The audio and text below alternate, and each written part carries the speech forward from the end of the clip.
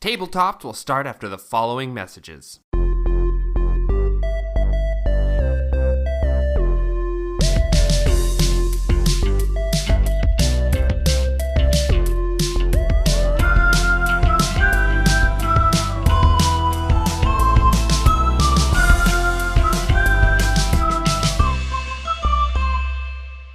Welcome back, everyone, to another episode of Tabletop. Today is a special episode. We're going to kind of break away from the general conversations about TTRPGs on a specific theme, and instead, we are inviting in some guests into the sacred tabletop cave, and we are going to talk about building a module from the ground up based off of our guests' movie of choice. So why don't we first go around, talk about who is here, who they are, and where they can find them otherwise. So why don't I look at, who's that? Over across the table is a familiar face. Who are you? Which one of us? Is it me? Who are you looking perfect. at? This is exactly the way I wanted it to go. Yes, Daniel, why don't you give your intro? Yeah, you see, we're right across the table, shoulder to shoulder, so it was hard to tell where your eyes were at. But yeah, hi, I'm Daniel. You've heard me before. I hang out on this podcast all the time. And across the mist, I recognize you both, but I don't quite know who you are. Can you please introduce yourselves again? I'm Dusty. I play Ivy Nightbreeze Tinkerfey on the Rainbow Dice Club. My Twitter, which I'm not very active on, but you can still see me there, is Dusty Penny with 2 Ys. Oh, yes. I think I've heard of the Rainbow Dice Club before. Yes, it's all coming back. But we still have one more person. Who are you? My name is Lex. I'm actually the Dungeon Master, DM, or, been going with like GM or supervising storyteller for the Rainbow Dice Club podcast. Dusty's been a really great help to me in terms of learning how to DM as a new DM. So I wanted them to come along with me as we went on this little journey around movies and TTRPGs. You can find me online at Lex Get Pizza on all major socials. Yes, excellent. Now I remember. I did invite you all here today. This is great. Okay, so we're going to be doing something a little special today. Daniel and I were chatting a little while ago, and we were like, "Oh, wouldn't it be cool if we took like a movie or like a piece of media that people really loved, and then build a module based on it, and like how to approach that?" So we want to bring in you two guests because you're fabulous. The Rainbow Dice Club is awesome, and you're both very seasoned DMs and like are very in the homebrew part of the world now. So and by world I mean the TTRPG community. So we asked you to bring in a movie that we could basically use as a test subject. So you both have chosen a movie. Can you tell me what it is? Yeah, we went with Captain America's Civil War. A classic. And also, can you tell me a little bit about what in the movie do you like feel is like the core of the movie that you want to bring into the module? And this is also for you, Daniel, so that we can kind of go around and talk about the different things that we are interested in trying to bring into this module we're going to build together. And then after we do that, I'll set some ground rules and we'll be able to go from there. Dusty, you go ahead. You were ready to go. Yeah, well, this is my favorite movie out of like the Marvel franchise. Mm-hmm. It's really like, for me, it's the core of, I feel like, the Avengers itself, that conflict and tension. And I think in D&D, we love tension and we love conflict. We love to be able to sit there and go, oh, that was so fucking good. And so I feel like this would be like the perfect thing to turn into a module. Cool. And so in that, would you, because in the movie, it's like these characters that we all assume are on the same side, starting to have that tension and chaos between them. Would you want it to happen within the party or externally to the party, so the party's working together, just so that we can be clear as we move into the module making? See, I think it'd be interesting to do both or either one or the other, right? Like you could even run it so far as to like, if you're in a game room setting, where you've got like a build, like a what is the word I'm looking for? Like a dice game shop, right? Mm-hmm. Like they run modules sometimes. You can have two tables with 2 different DMs working towards that, and then you come together for the big fight at the end. That's really cool. That'd be super cool. It's got a That'd lot be of PvP energy. Yeah. How about you, Lex? What's something about this movie that really you want to bring into the module we create? My first thought as well was along the lines of the dynamics between the players, being able to see where they would fall when faced with a moral decision that isn't so clear cut. It's so easy in TTRPGs where we're like, hey, there's this person who's actively trying to destroy the world. Who's wrong here? And it's like, well, of course, it's the person trying to set off a nuke, you know? But the idea of, I really like the idea of having to force the players to try and think through the consequences of their choices, see the consequences, and then have to fight to stand on their side. They have to, it's basically a debate, but with fantasy elements thrown in and fighting. And punching. Yeah, a lot of punching. Yeah. It's a debate with punching. But like most I think that's oh yeah, absolutely. Those, I mean, some of the recent ones, man, not great. But I think I really like seeing cause and effect in a TTRPG. When one of the things I've been trying to get better about in my own games has been, you want to fuck around? Well, you're going to find out, Yeah. And so having the players have to make a choice and live with that choice, despite the fact that there is no right answer here. Okay, how about you, Daniel? You love the Marvel movies in general, and are also a expert, I would say, in our friend group on them. So, what's the thing you want to take out of it? Yeah, I'll wear that mantle and not feel any pressure whatsoever. What do you mean? There's like immense pressure with that. Come on. Well, I say that the setup has like just good story elementals, person versus person, but also like a take on good versus evil, where it's good versus good.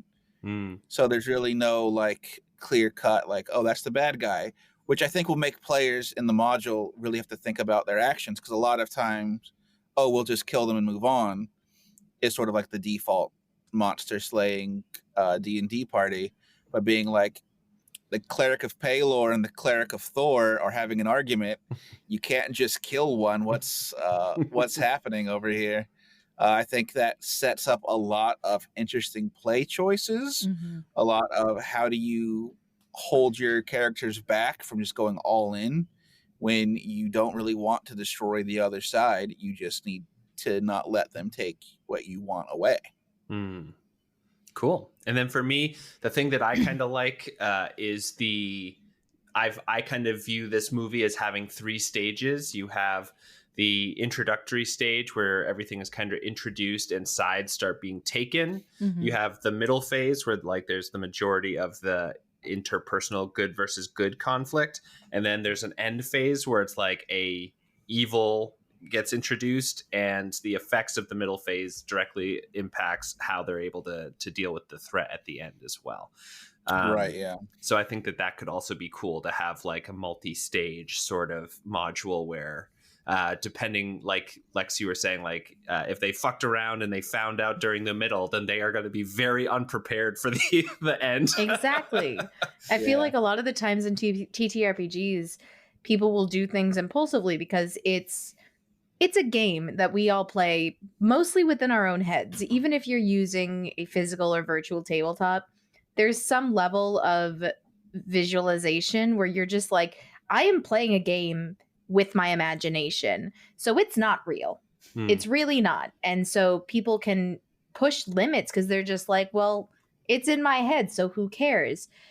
But I think this is a great movie to kind of remind you that it is a collaborative game.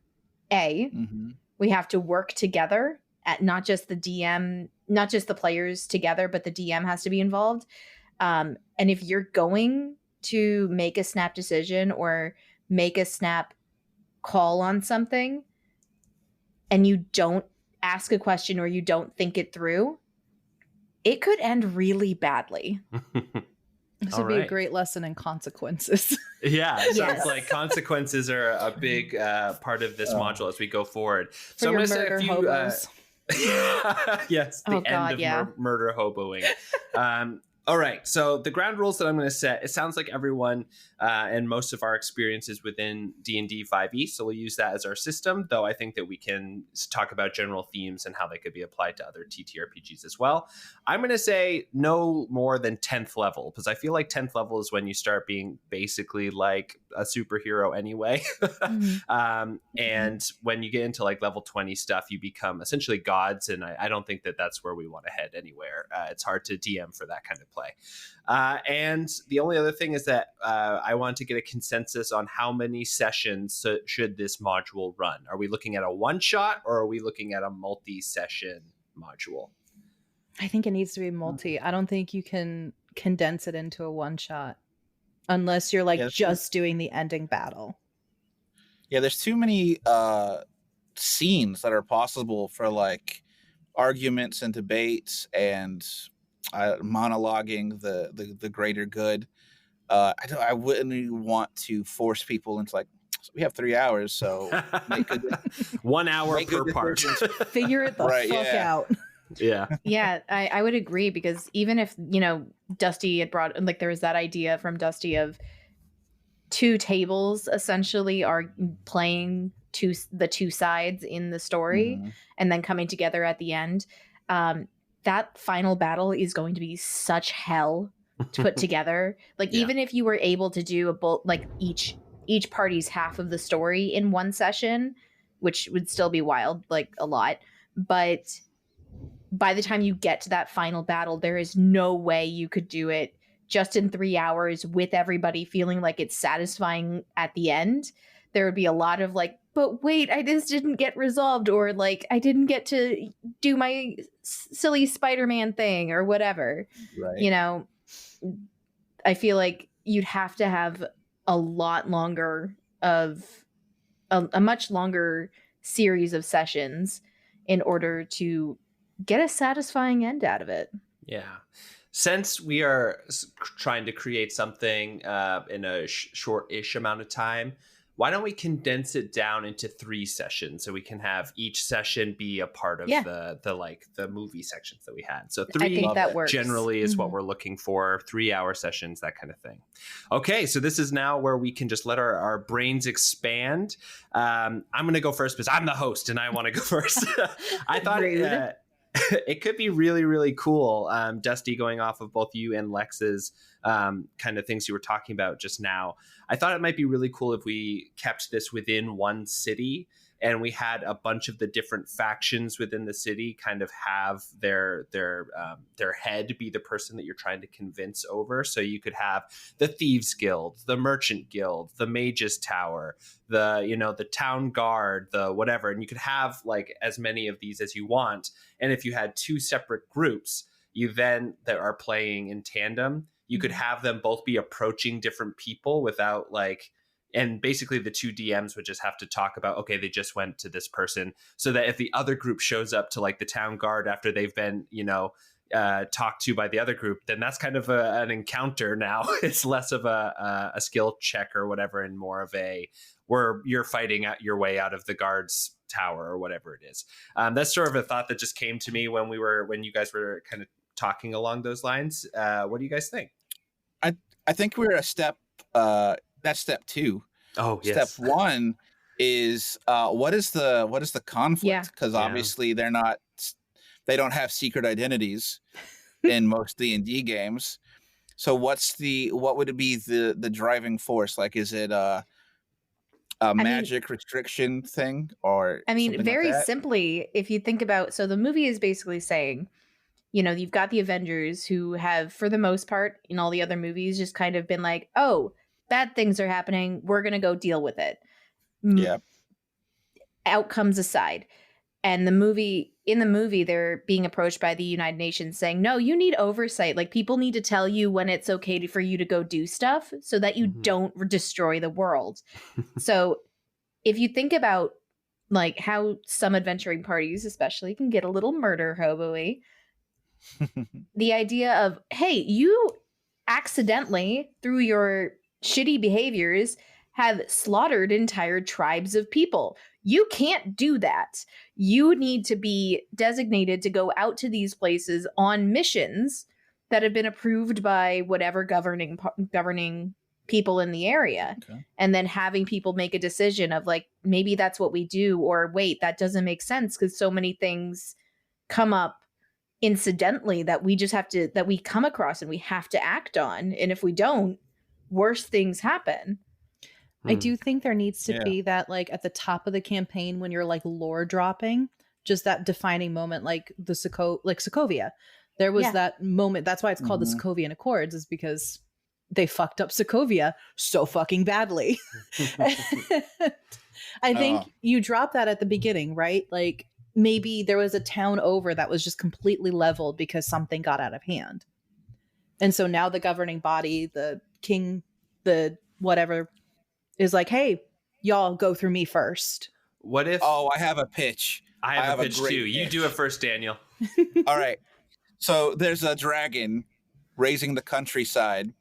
An adventuring party, doesn't have to be the players' adventuring party, it could be any adventuring party, decide to fight the dragon by getting control of 2 other dragons and riding them into battle to have a 2-on-1 dragon death match.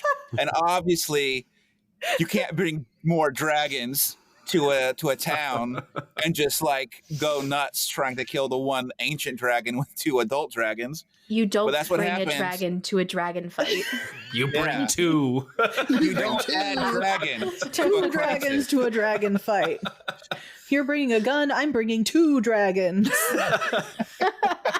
Actually, Daniel, our pitches were somewhat similar. I was going to say, like, you could take from like Japanese RPGs, like the idea of like the Demon King, and you could have like this idea of there was a floating, you know, like a floating island sort of thing where there was a Demon King operating out of. And the last time a like adventuring party went to like stop the Demon King, which was in everyone's best interest, they went and they stopped him, but without the Demon King's magic, you know, powering the island, it fell and like shattered and caused huge devastation.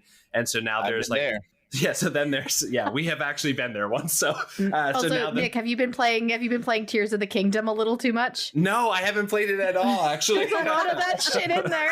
I was like, that's literally, it opens up with the Demon King and then look, floating islands in the sky. Floating islands are everywhere. Yeah, like you just look up and see a floating island, like. Yeah, and then so basically the quandary would be the king or whatever being like, you can't go to just kill these demon kings, even though we can't deal with them. You need some sort of like, you know, political authorization, and we have to kind of go the long way through this so that a island doesn't get dropped on the countryside. I think both of them are very fun, and I think that just like viscerally, the 3 dragon war is very funny. Oh my god, that's just like when you said that they brought in more dragons, I was just like, I don't know what I expected, but it wasn't that, and I love it. That's where I live, right in the shadows of dragons. I'm gonna vote the 3 dragons. I'm not even gonna lie. I just think that's really funny. That's also like one of the most, because it's such an outrageous thing, but also absolutely something that a D&D party would campaign. Pull. Yeah, and like I would too. And the thing is that it goes back, and like I love the floating cities idea for a different campaign. Yeah. In the idea of like, you know, here's a world and we have to be strategic about how we navigate it. But the 3 dragons idea is, you fucked around, now you're gonna find out. Yeah. So we have our central conflict that has happened before the game starts, the fight of the 3 dragons. We can, like you said, Daniel, it could be the adventuring party, or it could be another adventuring party, and you're just kind of like, you know, a character that has to deal with the world that comes after that event. So what is the big political frustration here? It's the adventurers want the freedom to be able to solve problems in the way that they are able to do so, regardless of whatever happens after that. And the other way is what?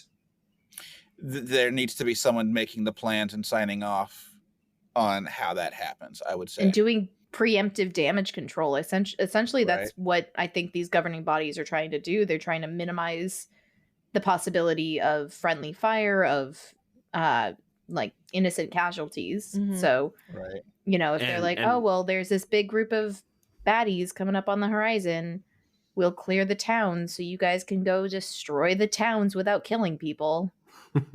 Okay, so then we can have so the big, you know, moral thing is that one side believes that you have to act quickly when a threat arises, or it will, you know, the extra damage will happen anyway from the threat. And then you have the side that's like, you can't just bring 2 dragons to a dragon fight. You can't just do whatever the fuck you want.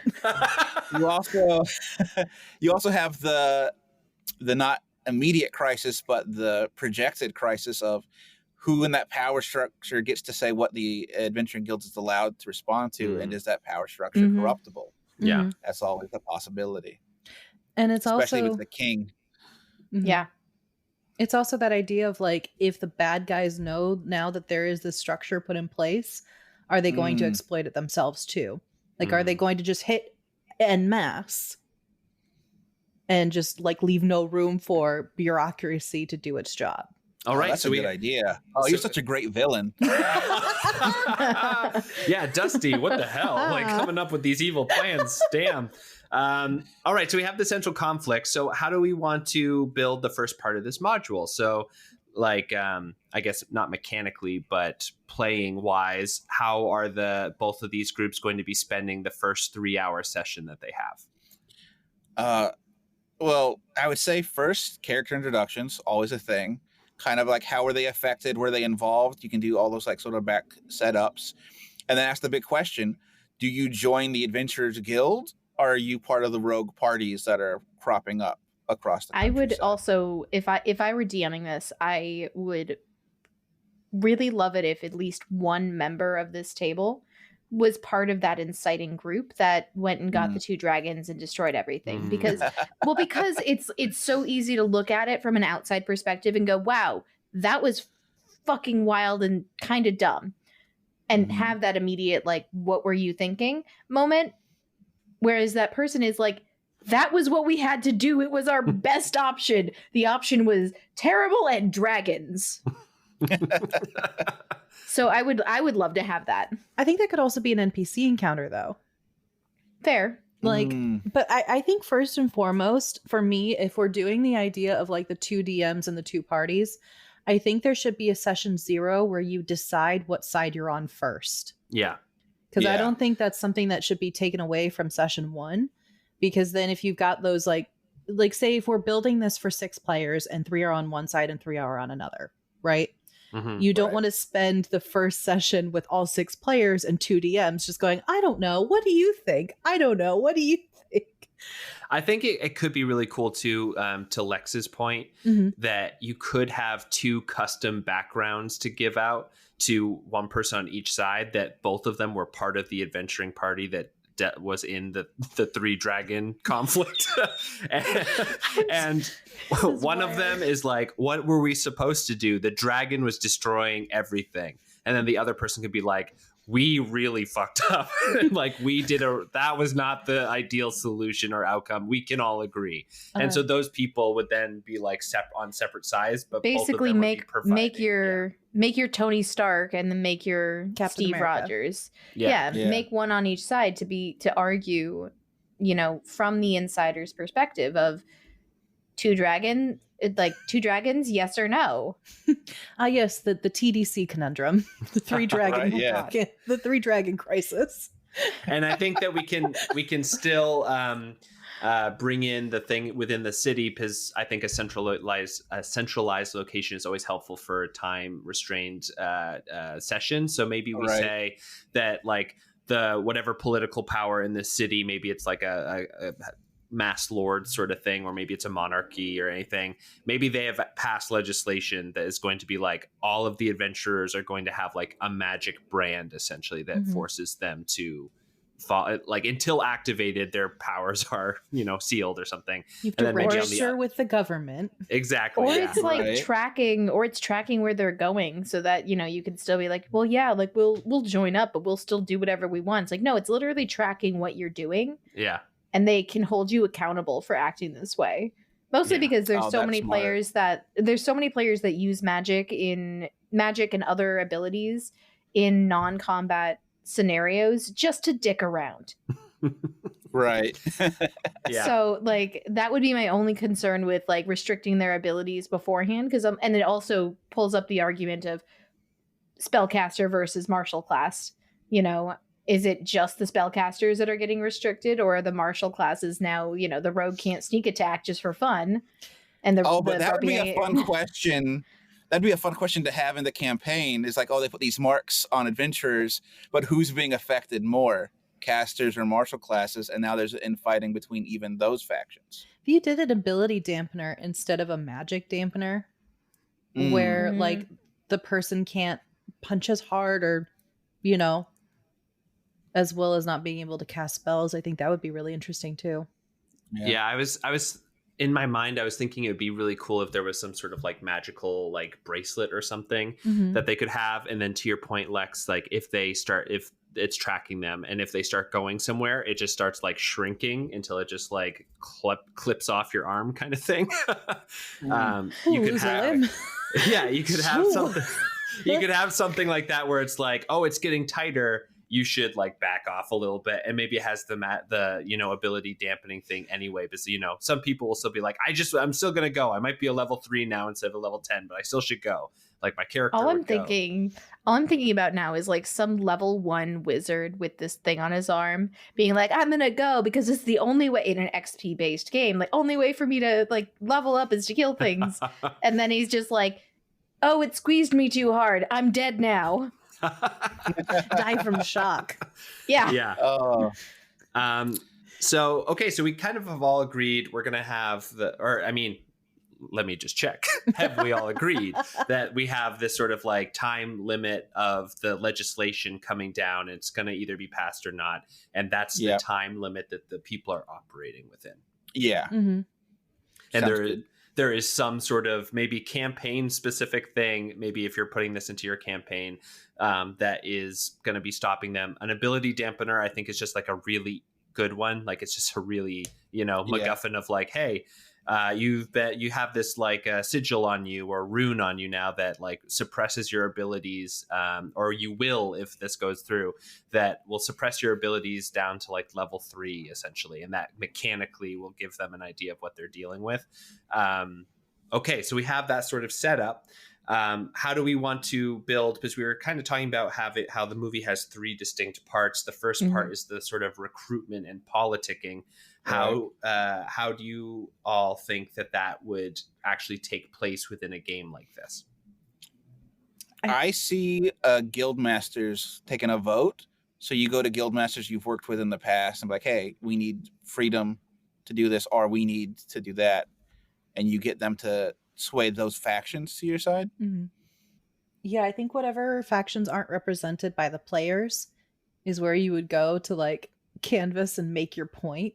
Mm-hmm. And I think those ability checks or those instances would be easier or harder depending on your player and what you chose to play.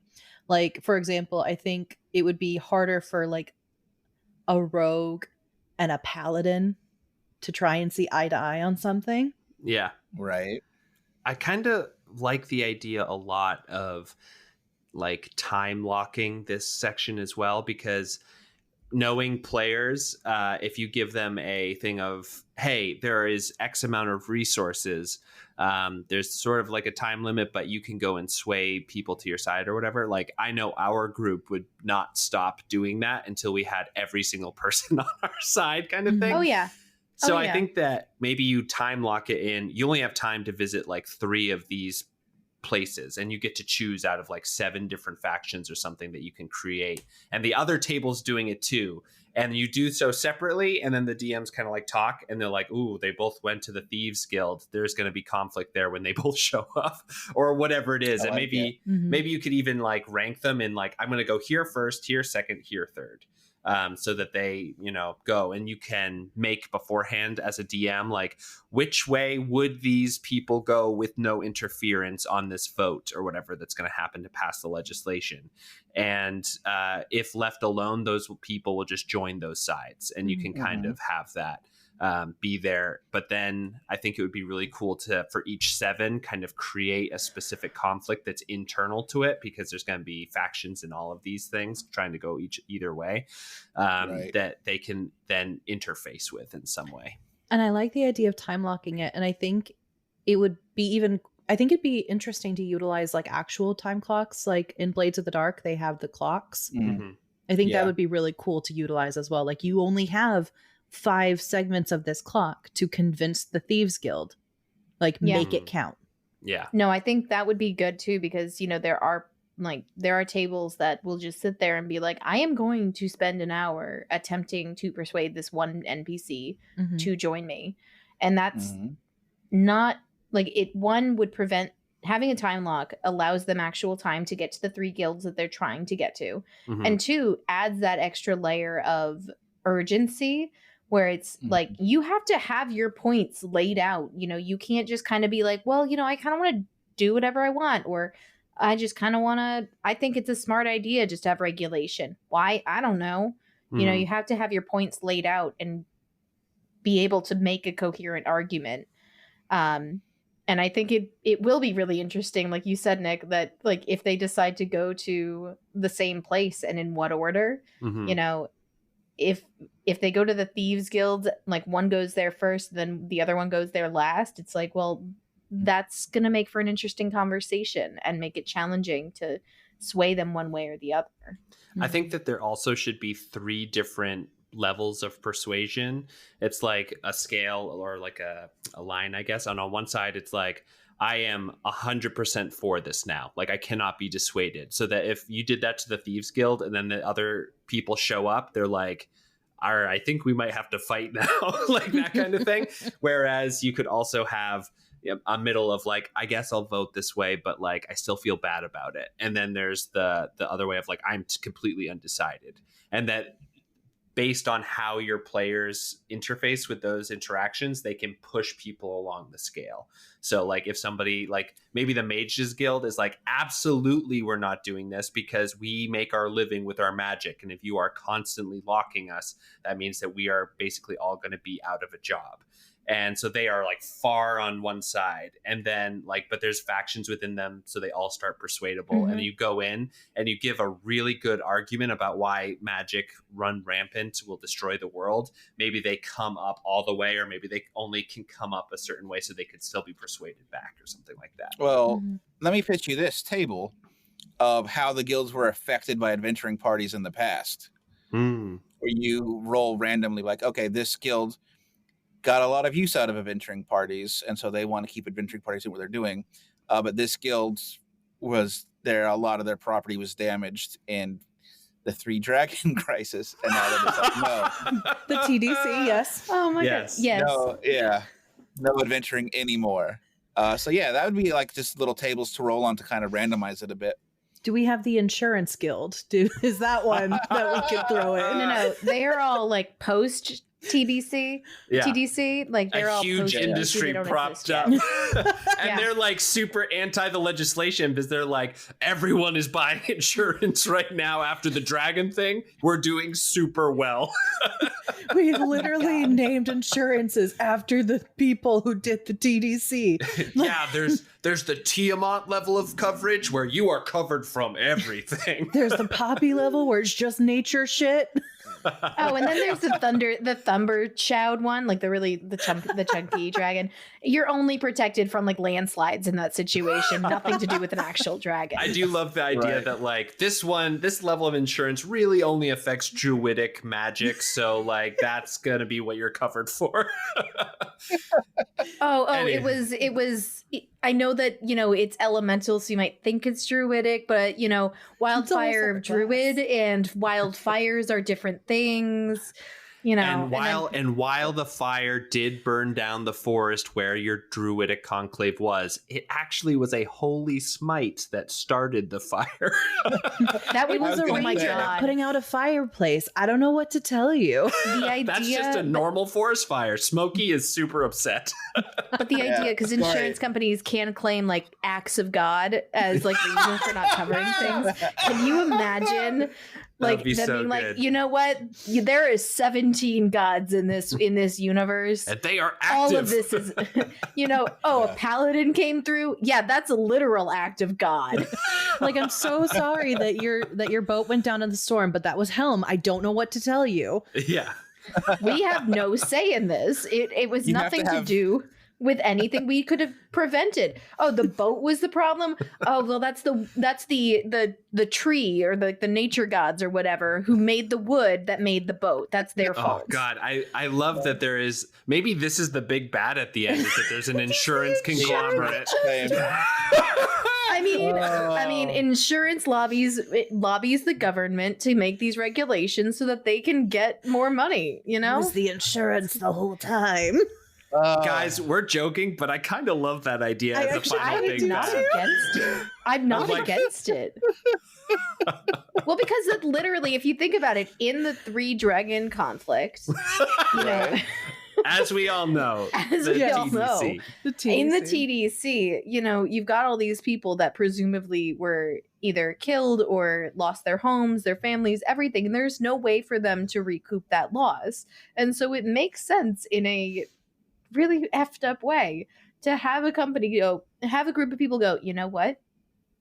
If we insure your home against dragons, you'll never have to deal with it. Dragon insurance is so out of control at this point. It's like 300 gold a month. I don't know how you can keep, like, the price of housing is going up too. It's more than 5 gold a day, let alone adding on the 300 gold a month for the really important dragon coverage. Yeah. And like the whole kingdom has to do it because it's like if all of the crop fields get burned down, it's like that's starvation level event unless the insurance companies can come in. Unless you're covered. Yeah, because emergency level stuff doesn't exist in this world at all because everything's an emergency with adventurers. That's the problem. If adventurers stop going around and destroying everything with 2 dragons when they go to fight a third dragon, we wouldn't have this problem. So you need your dragon coverage because adventurers are dumb. The main villain is a human accountant named Chadworth. And then, oh no, so Chadworth comes in and is like, no, you have to keep these adventurers not controlled. We need them to run amok. And then they start fighting with him. He turns into a dragon. Oh my God! Because he's building his hoard with all of the insurance claims. He's the third. The third dragon. The one that I kind of love that though because it brings it full circle back to the 3 dragons. Back to dragons. So we have a decent great idea. So we have a decent end idea that we're playing with. I like the idea that we went to Act 3. Yeah, that in this module we would that in this first set of the module you could have like 7 pre-described guilds or whatever, and you just have a table on how they feel about stuff. Like how they feel about using adventurers, how they feel about whatever. And you just roll on the table and you're like, oh, the Merchants Guild, they use adventurers. Okay, so maybe they hire people to protect their caravans. And that's like why they want to have adventurers used. Oh, but they like also are like lean to this side naturally. Maybe they don't want adventurers running around because their stuff gets stolen all the time and brought into dungeons and looted. And then they don't own it anymore. And so you could just roll on these tables to figure out the 7. Adventurers trying to bring in stupid magic items to sell them, and they're like, I can't deal with a pair of bagpipes like that make you invisible only when you play them. Who would want this? And then like there's a bard walking by that's like, oh, thank you. And then we have the setting of like, since this is going to be 2 tables after the session 0, they've separated themselves into the camp that they feel best. You have the 2 DMs, and the first thing they do is they decide what order they visit 3 of the guilds. So you have your first priority, second, and third, and both do that. The DMs talk and they see if they're going to overlap at all or if they're going for the same guilds or whatever. And then we start having all of those interactions where they try to push people to one side or the other. So then we go into the second portion, the second session, really, because the first one ends just before the legislation's about to be passed, perhaps, and maybe there's still some sort of tie for power or whatever, or maybe one side is really killing it, and the other side, the DM is like, you guys are going to have to deal with this. If you don't do something, this law is going to go into place, or the law will never be passed, so you have to do something, maybe take this into your own hands. And then we start moving into the second session. So the second session is when they're actually going to be fighting a little bit. So how do we want to structure that? Well, I would say the easiest way is if the law passes, obviously there's a sort of the first party has to capture the second party has to evade capture from the first. I really just don't know what would happen if the law doesn't pass. What is that? Do you just win? I was thinking that maybe that this happens before the law passes. So this is like the day of, and like you have, this is the last chance to try to do some sort of drastic action to push it one way or the other. You know what I mean? Oh, okay. I have a second pitch. But, all right. Pitch machine. Come on, let's do it. No, I'll let the guest speak, so I don't just keep running. I will just say we can't throw another dragon into the mix. Just putting it out there. 4 dragons is too much. 4 dragons is too many dragons. The only way we are limited in dragons is what our imaginations can handle. So we fair. We could bring as many dragons into this as we want. I want 4 dragons there's and our a trench answer. coat stat. There's our answer. The answer is either way, dragons. All right, so 4th dragon. I think ultimately in the second session and in the second point of the story, the 2 groups have to confront each other either way and be like, look, like, because in this world, they would all know each other. The whole point of civil war is that it's a conflict in the party. You know, it's a conflict between friends, people that love each other, that trust each other, that fight alongside each other to help the world. And then there's Bucky. And then there's Bucky. I was about to say he's not a bad guy, but he's an okay guy. He's got his moments. Daniel's like, he's got an issue. We all have issues. He's got some drama. He's got some damage, but Bucky it will is literally what it do is. anything to not go to a therapist. Oh God, yeah. Okay. Captain America can fix him. But essentially, we have to have a moment where they sit down and have to be like, why aren't you on this side? And then if that starts a level of conflict between the two, because like that could be a point when somebody goes, look, if you're not going to join my side, you're not going to see my side. If you're not going to put this bracelet on at the end of the day, or if you're not going to let me walk away from this without putting on a bracelet, we're going to have a real problem here. And that's when we can start some actual player versus player combat, where the goal is not to kill each other, but the goal is to land some good hits and get away. I got it. I figured it out. So depending on how they convince the guilds that they visit, perhaps they are given like a trinket that demonstrates the vote of that guild. And so when they come out and they have that thing where they're bringing them back to the place where they're going to make this decision, that's when we can have that exact conflict, Lex, of like, guys, you have, like, right now you have more trinkets than us, but I'm not going to let you put that bracelet on. Like this isn't going to happen. And then they can fight and try to take away the trinkets from each other. And that's where that kind of PvP comes in. What do you guys think about that? I don't like the fact that you're pitching them to steal things from each other, because that's going to make one side, I feel, like the trinkets. I don't really know if that affects anything. I like the idea. But I would like to say I got to pitch on Lex's idea of the conflict being like, you have to let us do this, or don't force us. But maybe this conflict is, and again, not a 4th dragon, but something's occurring in the city that's dragon. This is what heroes would respond to. We're going to respond to it, but the other heroes were like, no, you can't, because we're about to vote on if this thing's exactly allowed or not. So the conflict becomes, does party 1 get to engage with the threat that's happening, or does party 2 stop them and become a third? Like, what that is the I would have to say would be like, that's interesting. Would cause the fight between the parties. Give them that one moment of, we actually are faced with an important like split decision right here. I see Dusty's hand up. Yeah. So the catalyst for Civil War really was the bombing and T'Challa's father being killed and people thinking that Bucky did it and then coming after Bucky, right? If we're keeping the insurance adjuster theme, one of the parties could find out that this is actually what's happening. And so now it's having to convince the other side that this isn't just a ploy, that this is actually fucking happening. Oh, that would be cool too, because you could have some like kind of secret at the table stuff of like the other DM could pass out notes that say, like, read those. That's like actual true information about this world. I want you to read it and then come to how you feel about it. And then, like you said, Dusty, that's what they go into that conflict with. And I think that maybe that could be. I actually kind of also like the idea, if we're gonna like really transpose this movie, that maybe there is like a character that maybe is an NPC that is missing in all of this because everyone thinks that this person has done some sort of deed as well, or like.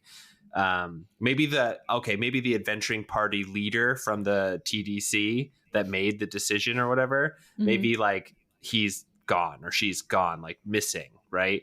And they think that she needs to be like held responsible for this, and the dragon that like got away or whatever from that conflict is the insurance adjusting dragon. So I'm really trying to connect a lot of loose threads here, but I think that we're getting close. Actually, I really like that. And I like the concept of maybe the dragon and the leader are like working together. And it's not so much as like an insurance adjuster thing. It's more so like a control thing, right? Yeah. That's like the dragon wants gold and a dragon's hoard. Yeah, the dragon wants to build the horde, but then the adventuring party leader person just wants power and like wants that to happen or something. I mean, the whole idea of this movie is the idea of free will, and when does your own free will kind of become a problem for other people, especially when we're dealing with superpowered individuals, be it fantasy level or, Marvel Cinematic Universe level. I think having somebody who is kind of working with that dragon to be like, look, I need sway over how this works because it doesn't benefit me to have this law pass, or it does, or whatever their stance is. You need to go blow up a city and get all the money because of the insurance coverage. We can work together here. I love that. Yeah. So how would we structure the second act then? This is another 3-hour session. We've kind of thrown a bunch of ideas together here. So what do you guys think about how that arc of that session would be between the two parties? Dusty. I think at the jump is when either the city or somewhere in the city, a city or somewhere in this city gets bombed or destroyed or something. The two parties go investigate. One party finds evidence, and then it's the two parties coming together to talk it out. I think that will give it enough time to, like, at the very end of the session is when we're starting to get into the PvP, if that's the way it's going.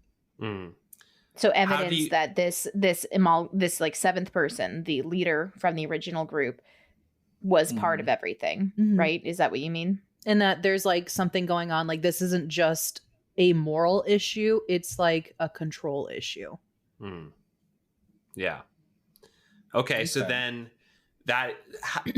the only thing I'm struggling with is how you can ratchet up the tensions between the parties when they're in this like disaster zone trying to find evidence. Like, how do you ratchet up the tensions enough that will start that kind of conflict? That's when you get somebody. That's why I was kind of talking about having at least one person in this group be from the original TDC party. Because if they had a strong connection to that person. So in Civil War, part of the reason that Captain America kind of goes off to figure this out and goes so far is because he feels it deep in his soul that Bucky did not do this thing. Mm-hmm. You know, and yes, we know after the fact that he didn't do that thing. Mm-hmm. He did other stuff, but he didn't do that one instance. But it was the fact that there was so much evidence pointing to Bucky being like, look, you were seen at the crime. People witnessed it. They know it's you. There's no way around it. And then you've got Steve Rogers going, no fucking way. Mm-hmm. I know my Bucky. No fucking way. Yeah. And so you make it established during character creation, during that early stuff, that it's just like, yeah, this person's missing. But that one character goes, yeah, and I'm sure they're fine. They're going to be good. They're good. They're better now. Yeah. And then evidence goes contrary, and they have that conflict of faith and have to go the way that so many people go. They don't sit and think critically and go, well, maybe because there's evidence. They go, I'm going to double down on my beliefs and die on this hill. Yeah. Yeah, exactly. Because I know this person. I know this person, like they are I've known them since I was a child, or, you know, we fought together through countless, you want to give them unshakable faith in this person and then try and shake the faith. You also could do that as a DM. It would be really interesting to be able to go up to that person at the beginning and say, this is true world knowledge. This person is good and has done nothing wrong. And then, so that will instill them with that belief. And then you just keep throwing this stuff against them, whether or not they're actually like, the DM could be lying. You know what I mean? Right. Depending DM's on lying? What? Never, ever. Since when? Never happened. But then you could I have literally it so had my players be like, incite the DM, and I'm like, fuck you. You don't get to do that. I am a god here. You're so in like my I think world. that you could do like kind of make that part of gameplay by saying as a DM to a player mechanically, you like this person unassailable. They're good. They have never done anything wrong. They took care of you. You've never seen them do anything bad in their life. And I'm telling you as the DM. Yeah, you never question their choices. Yeah, and you can just be like, as the DM, I'm telling you, nothing wrong there. And then they can like have to deal with that. And then when it becomes like the thing of we found this guy, he looks like he's responsible for the bombing. It looked like he's like getting away or whatever. And then one side's like, this is why we have to do this. And the other side's like, no, he's fine. It's good. He was part of the party. We're being framed for the sake of passing this bill, or of giving this other group power, of leading into these problems. Yeah. And that's what could, you know, well, that could, and you don't have to go on like a manhunt across the world like they do in the movie, but, you know, having, you know, the actual person be holed up somewhere in the city of fairly easy reach for that player that is connected to them, you know, to get that last moment of, okay, like, did you do this? And whether or not they believe when the NPC says no, that's a different story. But then the fight would happen away from, you know, the central populace. Yeah. And this is a great time to bust out your abandoned building maps for your in-city dungeon.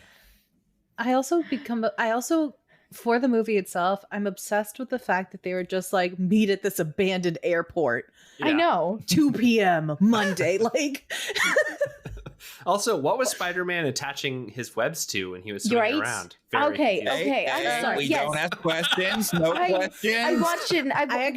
The last time I watched it, I was like, is he just attaching to the boom mic? Because that's the only other thing there.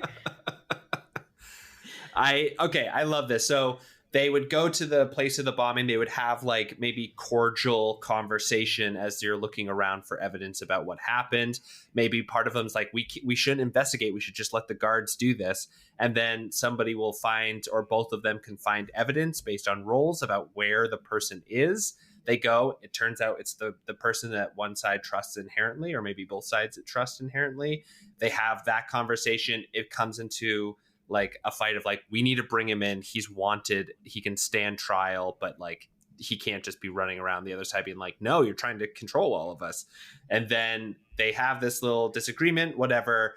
And then at the end of the fight or whatever, the big bell rings that signals it's time to vote. Everyone has to go back if they want to make their voices heard on this. and that will try to usher them back. What do you think? I'm trying to think of like a way to get them back into a central location to do that part of it. And that's what I came like up after with. After they duke it out and fight. Yeah, I was thinking like okay. The easiest way for me was like, oh, time's up, time to go vote. But at the same time, I do also get the thing of like, punching. Everyone's like, one person's unconscious, and then they're like, oh, time to go vote. So yeah, that's gonna be tricky. I think they should be pulled back, like a teleportation, like forced into the hearing. Because that gives the DM control. It's not a choice for the players to go or not go. What it could be too, like, as we're talking about this, you thinking about the teleportation thing, you know, when we think about a group of people being kind of targeted for stuff like this, one of the first things they do is let's identify them and make sure that we can find them in case we need to do something. It's super shitty. It's terrible. I hate it in the real world, but it's a great mechanic for this because essentially all of the adventurers would be either marked in some way with a teleportation something or other that they can't get rid of. You know, I don't care how strong of a dispel magic you cast, you can't get rid of it. So that when that moment comes, it's like even mid punch, they're getting called back and they land in the stateroom. You know, being like, look, you all have to be here because if we all vote yes, you need a bracelet. You all have to fucking be here so we can force these on you. Yeah. Or it could be as simple as like somebody's gonna know where they're all fighting because they're fighting. It's 6 people fighting each other. It could just be like that area has a teleportation device built into it because they're like, they're gonna fucking fight in the Arby's parking lot. We're gonna rig the Arby's parking lot.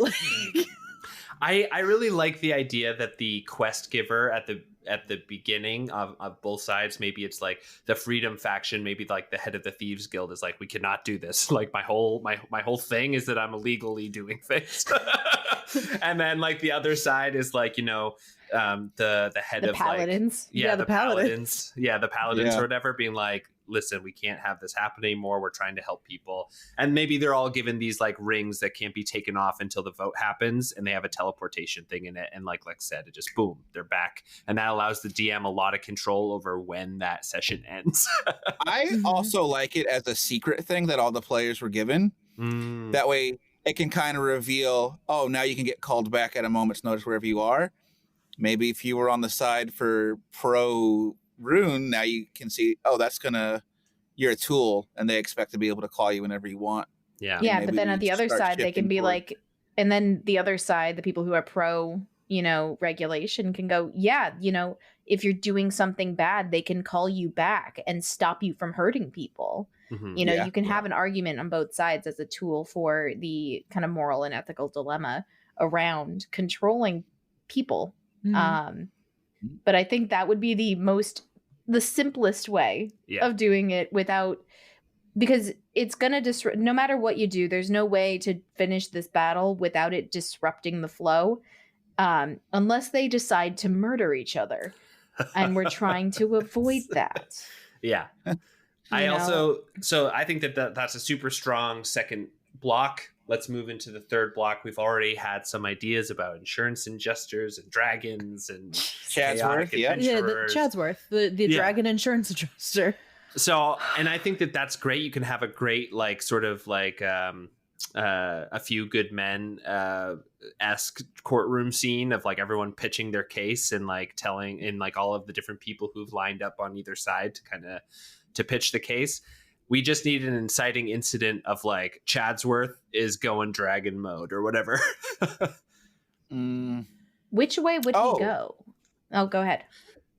I was gonna say, like, obviously in the first act we had then the prequel, the opening credits, the 3 Dragon Crisis occurs, the TDC. I'm obsessed. Maybe like the powers that be are collecting all the hordes and they're getting ready to like move it into like the government vault. And Chad was like, no, this whole thing was to get that gold. I'm going to have to my insurance claims aren't going to be great yet.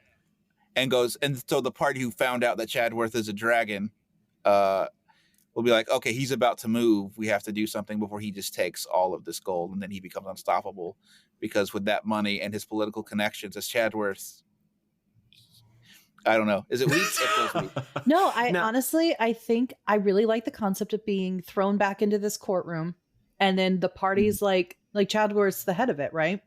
The party's like, you're a fucking dragon, and he's like, what the fuck are you talking about? And then that party can decide on whether or not they want to attack Chadsworth. Oh yeah. And then if they attack him, you've got the other party going, what the fuck is happening? It's just a guy. Why are you attacking just a guy? So maybe in the second half, when they go to find that adventurer, Chadsworth has betrayed that adventurer because he just wants all the stuff for himself. And the little bit of knowledge that the adventurer is able to give out before passing away or whatever, or falling unconscious or whatever it is. Like you do. That is like, Chadworth's a dragon. Like, don't. He's not only is he a dragon, he is the ancient dragon that they had like driven off before, and is like an evil dragon that's trying to collect all the gold or something. You know? I can just imagine that NPC like dying and going, "Bring a third dragon this time." Well, we're not going to do that. Remember, three dragons. 2 weren't enough. 2 weren't enough. We need a third one. Like, that's the hill they're gonna literally die on. Yeah, so I think that's perfect that you have them in there. They accused them of being a dragon. Chadworth's like, whoa, and then starts to be like, you know what, screw this, I'm just gonna kill all of you and take the gold. And like turns into like a big dragon. You fight him. I think the resolution is a little weird because I think that then you have, like, just like in the movie, it leaves it pretty undecided, and both sides still feel pretty passionately probably about what they kind of go for. How do you think that you can end the session after the dragon is slain that feels satisfying to both sides? I think you pass the legislation and the one party gets the city and the other half is like, well, we have to go. We live in the outskirts. We're the wilderness party now. We're the feral party. We're the feral party. Yeah, I mean, it could just be like a gentle person's agreement of like, this city is going under this law. Like we've decided, you guys have proven your point too. You guys like leave. You can't be part of the city anymore. You're not part of this like thing. But we essentially, having them say like, you are the 5% of the time. You are 5%. Like 5% of the time. You're right. We need quick action. We need to do this stuff. Like when an insurance broker turns into a dragon in the middle of the stateroom, we need quick action. We can't just wait around. But 95% of the time, we can't just let adventurers with seemingly boundless amounts of magic and physical strength and cunning and all sorts of things go off and do whatever they want, because it's going to hurt more people than it's going to help. And so having that kind of justification, I think, where it does get passed, where they do say like, look, you've made your point. I respect it. You can't stick around. Yeah. No. I really like this skeleton of a module we've made. Let's go back to the beginning. I'm going to run through the basic idea that we've come through. We can kind of have closing thoughts and edits, and then we'll talk about Lex and Dusty, where you guys operate out of, and we'll plug all your stuff again, and we'll call it good. So what starts out is a session 0 where everyone chooses a side, creates a backstory. Someone either on one or both sides gets to have like a backstory that they are part of the old adventuring party. Maybe they all can choose it. Doesn't really matter. That's just part of the thing that we want to have that connection. At least one. Mm-hmm. They decide which sides they're on. The first block happens. It's a 3-hour session. It can maybe run a little shorter, a little longer, doesn't matter, where they are going around to all of the different kind of power brokers within the city to try to sway them to their side, to cast their organization's vote in favor of one side or the other. They've all been given these rings by their quest giver, either the Thieves Guild or the Paladins Association, I guess. And they have with the rings on, they're able to essentially be told when this is going to happen, and also be able to get back quickly. They don't quite understand what that means yet. We'll find out later. They start going out. We have our little sliders all set beforehand. So you make up to 7 power brokers that are going to be along the scale of wants the legislation to does not want the legislation, and you decide whether they're persuadable or not, and you have them, they get to each pick 3 to go do. Depending on the order, they might have conflict within those places where people are just not going to be persuadable anymore or whatever, part of the game. Then they get to the end of that one when a bomb goes off somewhere in town. That's the closeout of the first session. Second session starts. Another 3-hour-ish session where they then go to the bombing site. They're all they have that sort of like, you're here. And then they start kind of talking about everything and being like, you guys got to do this. As they're looking through, they find evidence about the old adventuring party leader, who all evidence points to him doing it. Oh, terrible, bad. But they also know where he is hiding in the city. They go find him. They find one side finds out that Chadsworth is a dragon. Chadsworth. Not a dragon, but the dragon. And they start having that brawl of like, hey, we got to stop this. You're being fooled. And the other people are like, no, you don't understand what's happening. You're also being bad. They start duking it out, a little bit of PvP combat. Before any deaths happen, they all get summoned back to the courtroom, and the king or whatever is like, do we have a decision? End of second session. Third session, we start up. They all make their final cases, and they start talking, and maybe someone's like, but this is what, like, you fucker, Chadsworth is a dragon. Chadsworth is like, no, I'm not. And everyone, maybe there's a little debate there. And then he is revealed to be a dragon. He's like, screw this. I'm just going to eat everybody and take all the gold. It's mine anyway. Big dragon battle happens. You can do some fun stuff in there with like how to protect the other people that are in the courtroom, and like protection versus taking down the threat, which is also kind of the theme of the whole game anyway. And then once the threat is solved, you have this final thing where, unless otherwise decided, the legislation gets passed and the people who don't want that are exiled out of the city to be a contingency plan, essentially. Do we feel like that is a solid 3-session module? I think the only amendment I would make is that Chadsworth has to be introduced like during that sequence where they're going around trying to talk with people. So he ends up talking to both groups. So like, they end up going to like he if a group goes to the City Watch, he's talking to the City Watch, or if a group goes to some other or like guild that has to do with insurance and money, he's there and they can talk to him. I see Dusty. I think he's the one that tells everybody that this is happening. Okay. I think so. The quest giver at the beginning, essentially. And then like he appears in like both DMs are like, you're all in your tavern or whatever, thinking about how, and then this weird guy comes in. That's when the split happens, and they kind of go off, and maybe Chadsworth like secretly comes over to one side and is like, hey, the Thieves Guild also kind of agree with you. You should probably go check that out. And then goes over to the other side and is like, hey, the Paladins probably have some information for how to get this thing passed. You should go over there or something like that. Yeah. Oh, he's definitely instigating. Oh, yeah. Yeah, I think that was the only bit that I was like, oh, wait, we're going from all of these more abstract concepts to suddenly there's a dude. Yeah, we're going from nothing to Dragon Man. Dude. Yeah, but we need Chadsworth. That was the only bit that I was like, Chadsworth needs to be introduced. It needs to be omnipresent, essentially, where he's playing puppet master and just kind of being like, let's see what sticks, because either way, I'm getting paid. Yeah. I think that's great. And then as they start coming sort of to a conclusion, the big thing is like, this all is like fine, we can talk about it, but the dragon who started it all is right there. We have to deal with it. And then that is the end. I think that's great. Yeah. Daniel, you look like you had something to say. Anything? It's gonna just add a whole lot more discussion. I don't know if it's a good time for it or not. But what if Chadsworth is one of the 2 dragons that the adventurers brought in, but he lured the ancient dragon to the city in the first place because he needed that big fight, and he knew the adventurers would, like, if he knows that one adventurer, like, they would call him and another dragon to help fight. So yeah, they kill the ancient dragon. He's like, now I'm going to get that ancient dragon's horde. I got these adventurers to do the killing for me.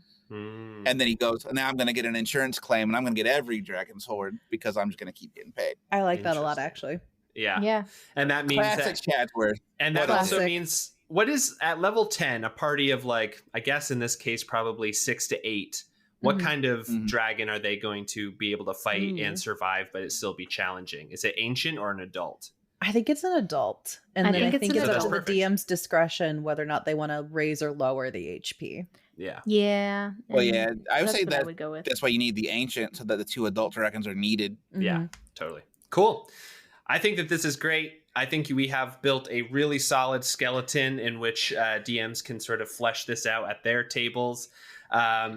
Lex, Dusty, thank you so much for coming on and doing this weird movie conversion thing with us. This was a lot of fun. This was awesome. Yeah. This was a lot of fun. Listen, this was really cool. It was a really cool exercise, I think.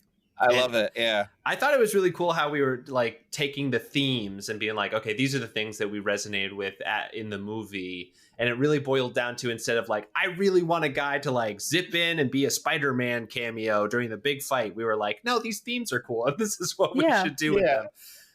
Exactly. I think that that's great. And I think that we did a pretty good job of taking the structure of the actual film and following it so that it would have a similar feeling. And I really, like at the top, Dusty, I thought it was such a fun, interesting idea to split it into 2 concurrent D&D games that are happening at the same time. What a fun thing to do at like a hobby shop or something. I think it's the only way to address it, though, because since this isn't a movie, you know, if we were to do it where you've got one DM running a table of 6 players who are split down the middle, each half would be spending half the time listening to what the other group is doing. There'd be a lot of metagaming, but it would also be a lot of them just sitting there going, when's my turn to do something? You know? Right, So this would allow it would allow for 2 DMs to work together, which I think is also a lot of fun.